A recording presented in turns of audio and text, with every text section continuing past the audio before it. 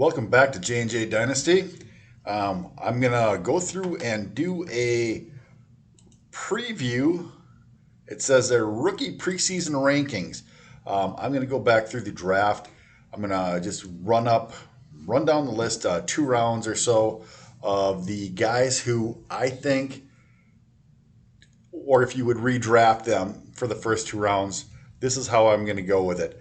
So basically, what I think is that I think it's going to blow your mind. This is what I'm going with as far as being able to start off their career with an upswing. The guys are going to gain the most value, and I'll try to explain some of my reasonings for this throughout the video. So that's kind of what the whole deal is, right? So as always, if you like the content, give me a thumbs up. Please subscribe, and hopefully you can get more of this information. But literally, this is just going to be the rookies. There's going to be some surprises, some big surprises, some not good, so surprising surprises, I guess. And hopefully it's going to blow your mind a little bit. I've got a little bit of an honorable mention just because people like to talk about them. So don't feel bad if your guy may be drafted in the early second or whatever, finds his way on that list, or even in the first round. But I'll kind of give explanations, hopefully, as far as to why I am putting these guys where I'm putting them, right? All right. Well, let's get into it. Now I'm slouching, and it's the holiday weekend, so I hope you guys are enjoying a good holiday weekend here, right? Let's get in it. Number 1, Bijan Robinson. Bijan. Obviously, everybody's going to be in love with him, and he was the first pick, consensus. I charted 27 drafts. One draft, he didn't go number 1. The guy had the second pick overall. Also, so he switched Gibbs for Robinson because he is a Detroit guy. He also traded for Jameson Williams with the 3rd overall pick. So he had the top 3 picks, and he wound up getting Bijan, Gibbs, and James Robinson from Detroit. I think it's James or Williams. Too many Williams, too many Robinsons. All right. The wide receiver from last year, he traded for him with the 3rd overall pick. But everybody knows that Bijan's going to get 1,000, 1,200 yards rushing. He's probably going to get 50, 60 catches. He's going to be probably the number 1 guy. The only guy who can probably compete with him maybe for the overall numbers for year 1 is going to be the next guy, right? And we all know who this is going to be. It's going to be Jahmyr Gibbs. PPR monster. And once again, this is for your standard PPR dynasty leagues. 1 quarterback. So this is how I am ranking them for myself. This is for me, for myself, and how I would go after these guys and the order I would go after these guys. Most of these guys I do have at least 1 share of. So far I've gotten a share of each of these guys, right? But I think that he's going to be a PPR monster. He's going to be all over the field as long as he stays healthy. Probably 1,200 yards rushing, probably 50 or 60 catches. He's got a little bit more long speed than Bijan. But the hands are probably just as good. Bijan's probably thicker and sturdier, a little bit more elusive. But both they're fantastic backs, and they both can do a lot of the same things. So look for outstanding rookie seasons. The next one is going to be probably going to start shocking people a little bit with the next selection. So let's put it on pause. Let's create some anticipation. Yeah. All right. So we have Jordan Addison. I think that Jordan Addison's going to have a breakout year. Look for him to do very similar things as far as Justin Jefferson in year 1. Minnesota Vikings fan, can't say that I'm not. But Jefferson came out in the COVID year, and he didn't start the first 2 weeks. I don't think that Jordan Addison's going to have a huge role the first 2 weeks. They're going to make him earn it, but he's going to be on the field a lot. So he's probably going to start off a little quicker than Justin Jefferson. But I mean, he's not going to reach the heights that Justin Jefferson did, right? But I still think that he's going to have a solid, he might be in the top 20, top 24 overall for wide receivers this year. I mean, Adam Thielen was just off of that pace last year. And if he can get open more, there you go. So Jordan Addison's my number 3 guy at this point. And I literally have 3 or 4 shares of him. I lucked out, and I got him at 1-9 in one draft. Bunch of idiots in that league. I better be dominating that one soon. but they gave me just Jordan Addison at 1.9. All right, so let's go here. Pick number 4, right? Quentin Johnson. I do it all the time. Richardson here. Oh my word.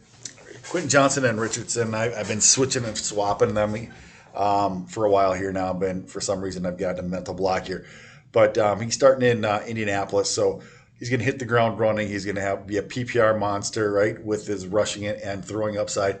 I don't know how great he's going to be throwing the ball, but it really doesn't matter because he's probably going to have 800 plus yards rushing the ball. And in the preseason, the games that I watched when I saw him, he looked pretty good. And FYI, I watched almost all of the preseason, at least the first half of every game that had anybody who was playing in it that was worthy of watching. So I was literally watching for rookies because that's all you could do with this preseason. Nobody played. None of the regular players played. So that's where I'm at on him. So I got him all the way up to number 4 at this point, right? And one of the reasons why is because the next guy on the list, we'll just go to shoot it a little bit. I mean, I think we all know the upside on this guy right here. So we're going to go to the next guy, JSN. I've got him bumped down because he's got the broken wrist. I mean, if he loses flexibility to catch the ball, I don't think he's got a great quarterback. He's the number 3 wide receiver on that offense. It's a run-first offense. There's a lot of things that are going to be going on in this offense this year that's going to it's going to cap him. He's got a lower ceiling for Addison for this year. He might wind up being overall a better player in the future, but by this time next year or in the draft next year, Jordan Addison will probably be worth more because of the numbers he puts up. That's why I have them ranked this way. Okay, so that's where we're going with that. I'm looking for some good numbers, 800-900 yards maybe from JSN, above 60 catches. I mean, it's going to be difficult in that offense. I mean, Lockett, if he gets hurt or Metcalf gets hurt, maybe something else happens. But with them being a run-first offense with Geno Smith's liabilities or lack of talent, I know he had a really good first start to the year. The last 6 games weren't very good for Geno Smith, so the NFL's catching up for him, and I'm looking for more of the same with that, which is why I think that he's capped a little bit, right? So, which leads us into the next guy, Quentin Johnson. He's had a pretty good training camp. He's had some drops. I mean, there's nothing different than we thought prior to the NFL draft, prior to the combine. He's just kind of holding steady. The biggest draw with Johnson is that next year he's probably going to be one of the 2 starting wide receivers with Herbert in that offense. And he's going to get a pass this year no matter what happens. He's in a nice situation where Palmer can play in front of him and he can just make some big splashy plays. If he just does what George Pickens did last year with a couple splashy plays, he's going to hold his value. He's going to hold his value anyways because he's going to be, like I said, a number 1 or the number 2 guy for Herbert, a starting wide receiver on the outside, going to be on the play field 90% of the time next year. So he's going to be a big upside play. So he's going to put up some fair numbers this year, but I mean, that's why I have him where I have him, right? All right, so enough said about him. And the next guy's been getting all kinds of pub and whatever. But Zay Flowers, I got a nice blurry picture because that's the kind of view I have on him. I still think he's too small. I watched him in both games that he played in the preseason. The announcers were going crazy about him. He looked like a guy to me. He got a couple pass interference calls.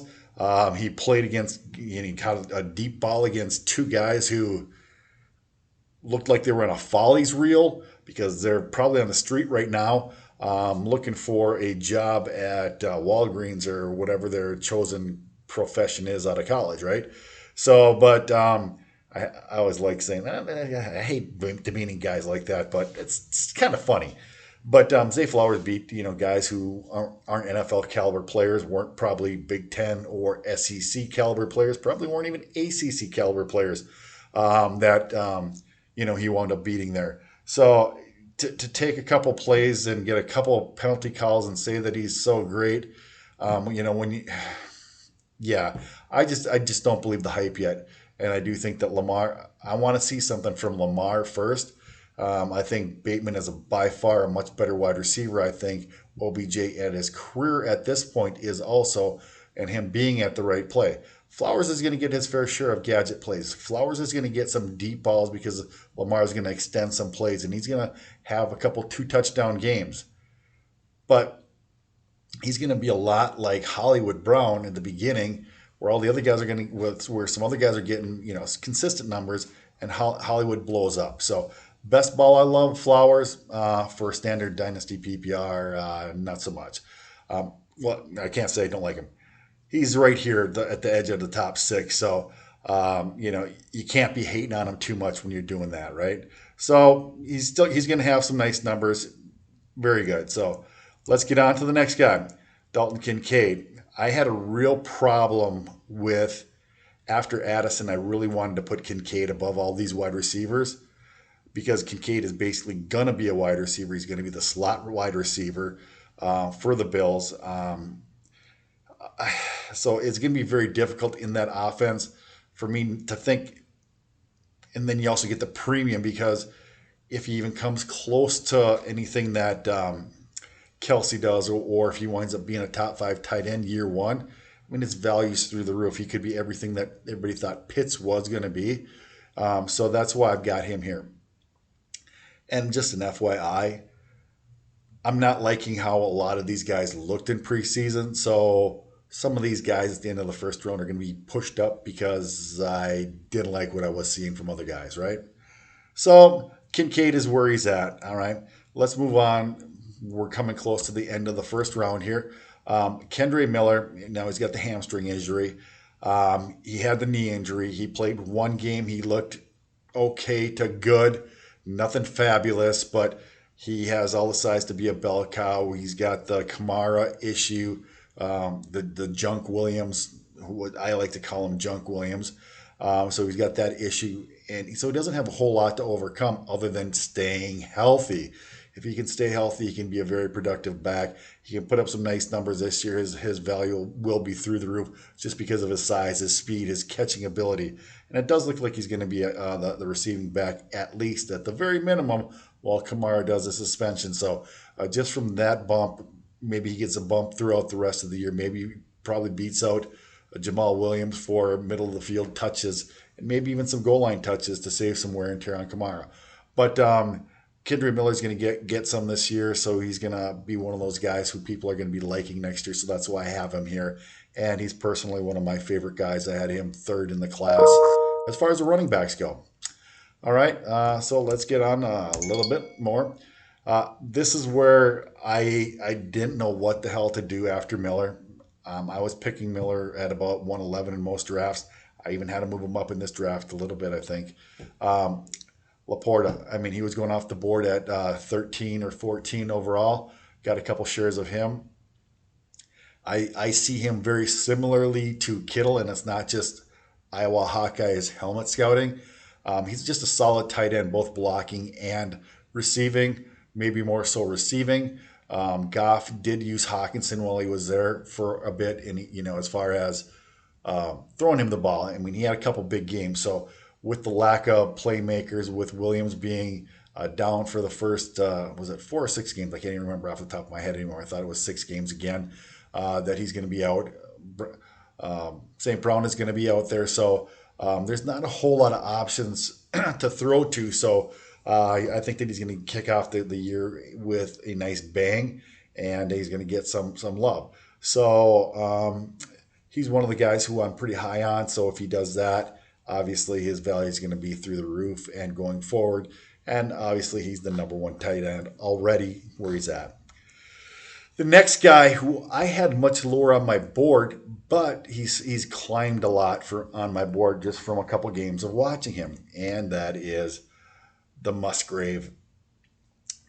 With the way that they're going to be using him in Green Bay, I think that he is one of the guys who is on the rise. And so he got him bumped all the way up into the first round. I didn't want to take him in the second round even before the preseason game. So I see him. They're running end rounds with him. Love is targeting him. I don't know if their offensive line is going to be able to give him a bunch of time. So I think Musgrave is developed a good rapport with Love, and so I think he's going to get targeted a lot, 6 to 8 targets a game, maybe a few rushing attempts. So look for him to get a lot of usage. So that's why I have him bumped up. We'll see, usage, right? So it's kind of crazy, but I got 3 guys in the first round that are tight ends. They said it was a good tight end class, but I think it's too many. But that's how it broke down for me. All right. All right, well, let's get on. I think there's one more in the first round, and yes, CJ Stroud makes it. So he's my pick number 12 here. With him barely beating out Davis, getting a starting role. I don't know how great he's going to be. He's going to have some growing pains. He's going to look decent. He's going to look crappy, but he's going to get a full year basically to start, which I think by the end of the year and going forward, he's going to be a productive quarterback. I still see him as a Kirk Cousins as far as a ceiling for him, Jared Goff type of quarterback. Sam Bradford, well, not Sam Bradford, Matt Stafford, wrong Rams quarterback. So that's where I see him winding up as far as an overall value from first year and going forward. So not much more to say on that one. So that gets us into the break for the first round. So we got 12 more picks. If you guys drafted guys in the first round that aren't there, I feel sorry for you because I was struggling just to fill up that first round. So guys, so it'll be Bijan Gibbs, Addison. I got a share of Quentin Johnson. I did not get a Kincaid. I got a Richardson. A couple shares of Kendre Miller. A couple shares of Laporta. No Musgrave. No Stroud. I think that covers all the guys who I have as far as in my roster. And I kind of got to remember to tell you guys who I have and who I don't have in my roster, right? All right, let's go. Keep going. Round 2. Bryce Young. And I'm just going to tell you guys, it's not looking good for Bryce Young as far as I'm concerned. Sorry, I wanted to wipe my nose, so I turned the camera off. But Bryce Young did not look good in the preseason. He had 1 drive in 3 games, and he wasn't looking good, So I think it's a lot of fool's gold. It takes you to the end of the half to get a touchdown with Thielen, just so you can look like you're decent. I'm just not buying it. I'm not seeing it. He looked very skittish in the pocket, happy feet. He's got to calm down, and that will happen with some more playing time. But through the preseason, I'm pretty disappointed, and that's why it pushes him down to the first pick in the second round, or pick 13 at this point. I had higher hopes for him. I thought that he would be a guy to draft, watch him. I thought he would turn the page real good into the NFL and be able to be productive. And my thought was keep him a year or less, and he has a couple big games, and then trade him, right? But that's not looking like it's going to happen. Hopefully, it still will. But I'm a big seller if I would have any shares of him. Luckily, I don't. All right, let's move on to the next guy. Tank. Everybody's kind of going crazy over Tank here. They're pushing him up too high, my personal opinion. My nose is going crazy, so I'm going to disappear again. Tank, I love Tank. He was in my top 5, basically, of the rookie running backs that I wanted to get shares of. So just so you know about that, I did get 2 shares at the last couple of my drafts, because I had a lot of late second round picks, and I finally got a couple where I traded up and stuff like that, and a couple picks. So I wound up getting two shares of Tank at the end of my draft in August here, basically. But Tank has looked good. He hasn't looked great, in my opinion, as far as overall running backs go. And I'm kind of a hard grader, I think, on that. I mean, I don't really take notes. It's just the eye test is my grading, right, system. And I love he catches the ball. He just doesn't have that extra burst. But you don't need that extra burst to be a great running back. I don't think Bijan has an extra burst, just like Tank doesn't. But like in Tank's case, ETN, Gibbs has that extra gear. Bijan and Tank don't. So ETN and Gibbs would be. It's just the way it goes. Doesn't mean that you can't be a good running back in the league. He can still rip off 50-yard runs and stuff like that just because of his vision, his size, his tackle breaking ability. I like Tank. I just don't foresee him overtaking ETN. I don't foresee him having a super huge role. He's gonna have a role. He's gonna spell Tank Bigsby. He's gonna spell ETN. Other guys are also gonna spell ETN. Peterson has said early in the season he wants a rotation. That doesn't mean it's going to be a third back split, but I mean, if ETN gets 75% of the touches out of the backfield, if Tank gets 20% and somebody else gets 10%, I see that happening all day of the week. So, as I said, I got a couple of shares of Tank. I'm excited. I like it as insurance if ETN goes down. I don't have the handcuffs, but I do like Tank. All right. So let's go on to the next guy, right? Sean friggin' Tucker. The way it sounds right now, it sounds like he's already the number 2 running back in Tampa. Bad offense, bad quarterback, bad coach, bad system all the way around, but a bad guy in front of him. I don't believe White is a 3-down back. Everybody wants to promote him that way. This guy's the 3-down back. This guy's going to be the starter by the end of the year or going into next year, regardless, as long as he stays healthy.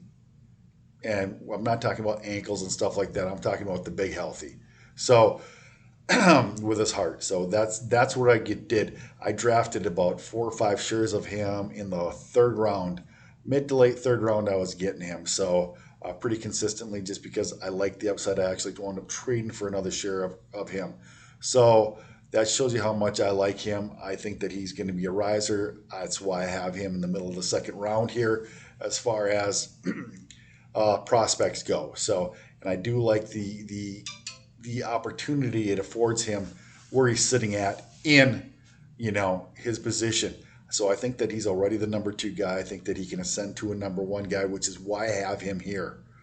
And there's some guys who were picked a lot higher, mostly picked in the 1st round, and you haven't even seen them yet because I don't think that they're going to be starters. I don't think that they're going to be much more than a handcuff back.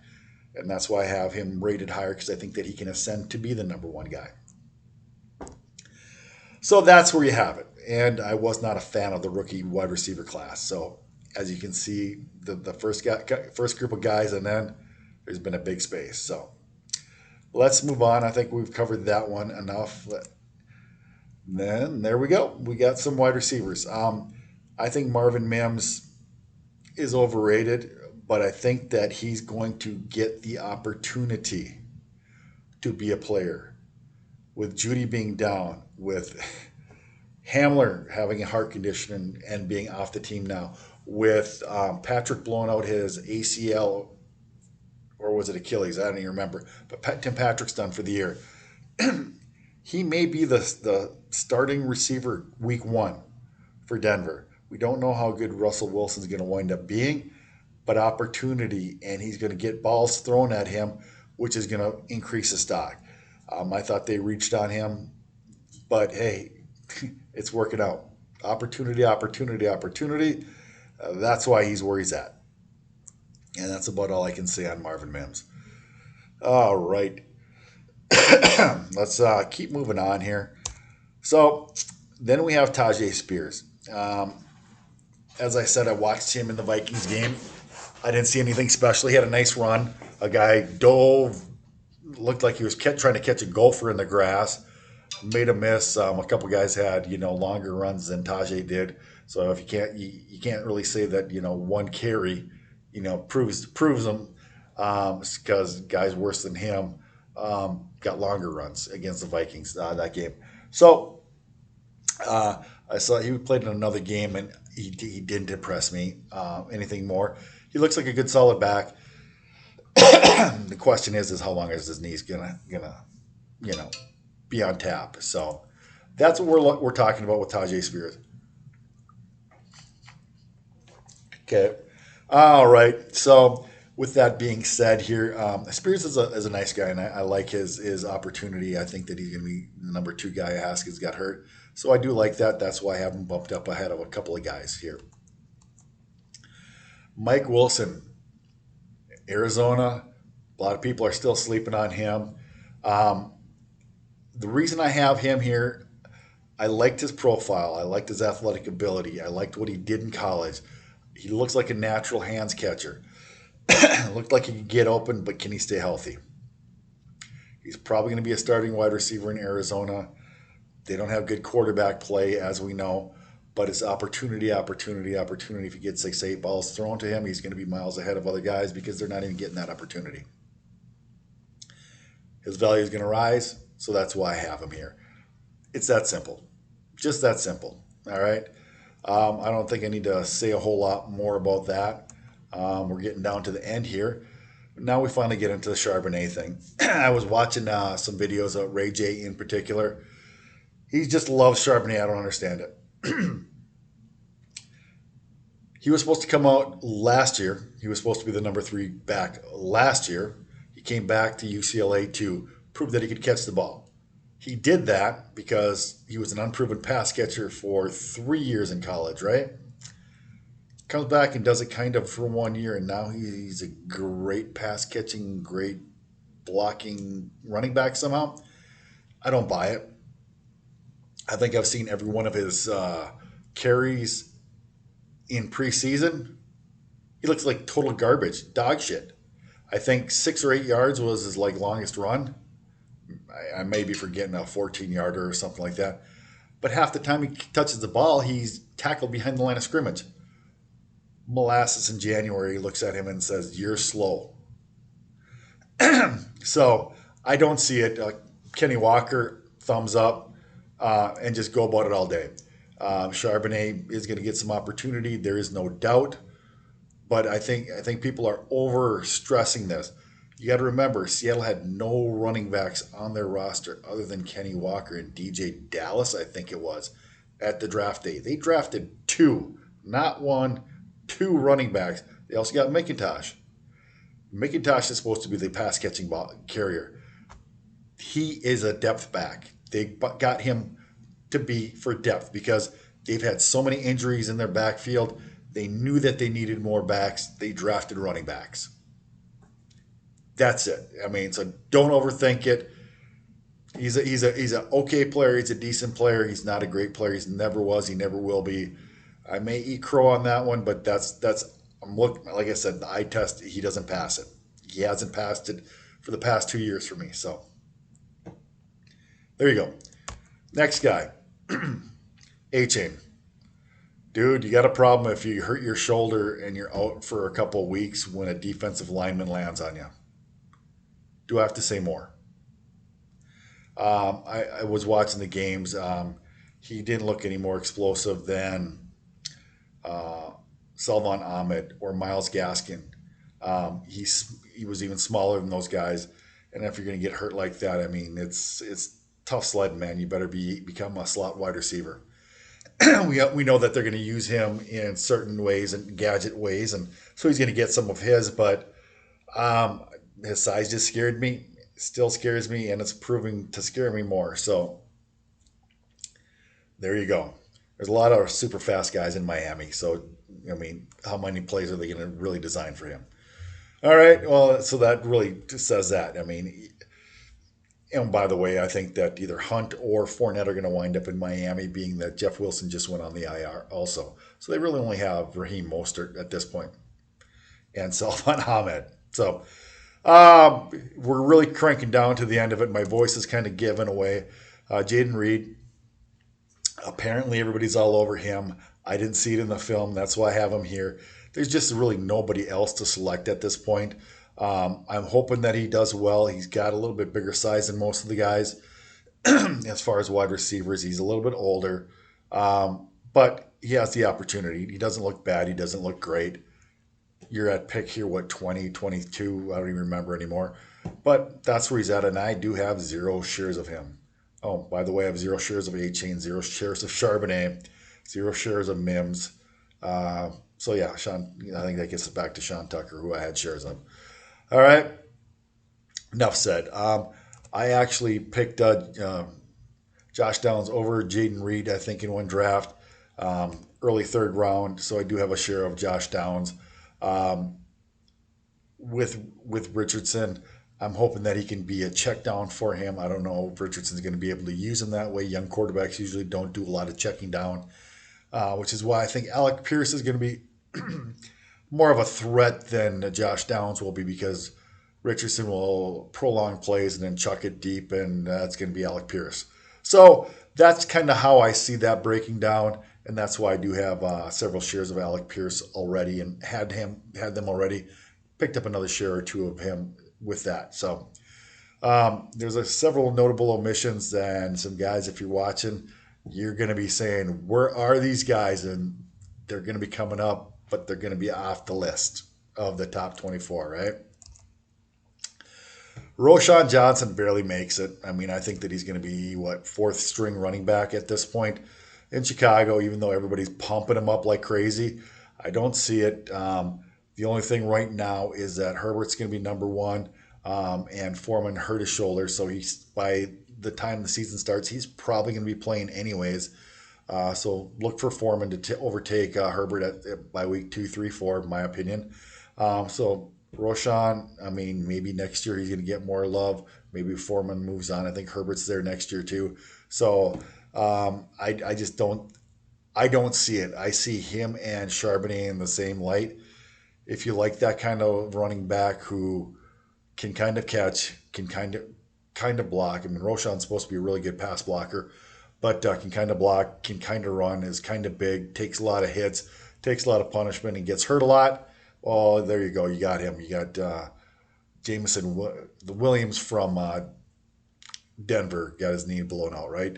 That's the type of running back he is going to be. And, it's fun watching guys bounce off of him, but if guys would actually tackle, you wouldn't have that issue, because he's just not elusive. He's just going to soak up hit after hit after hit.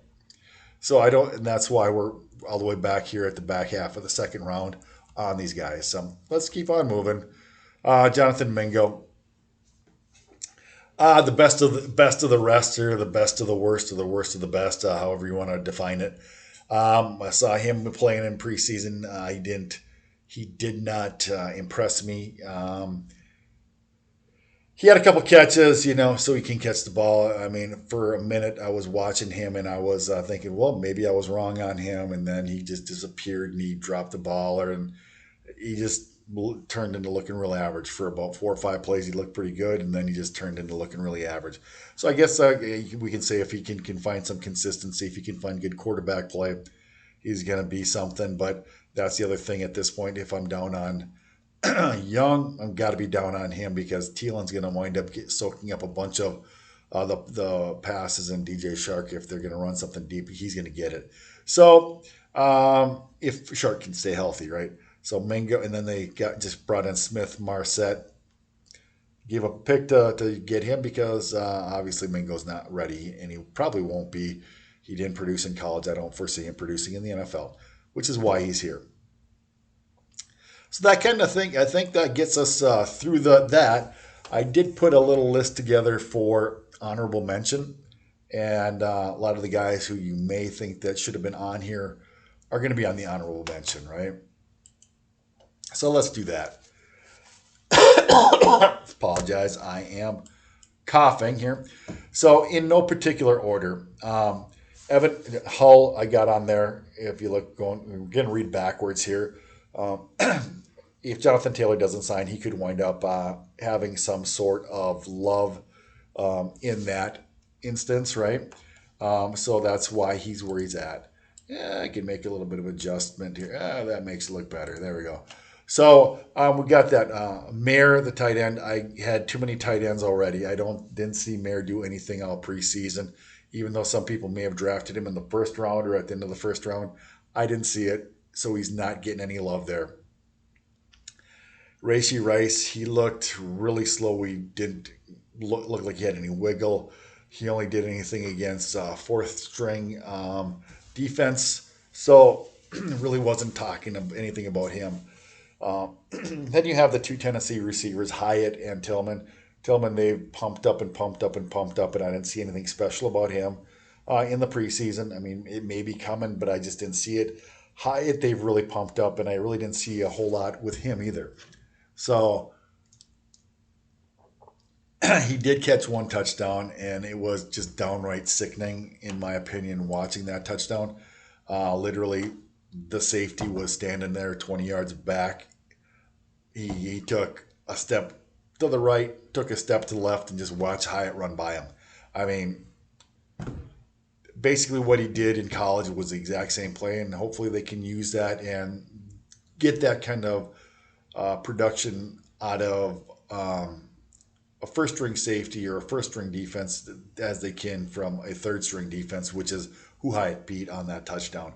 So other than that, when he went against Sauce Gardner made him look less than ordinary. So even with that being said, we'll see what happens with him. I'm not a big fan of Daniel Jones. He can throw some slants. What he did is for his first and only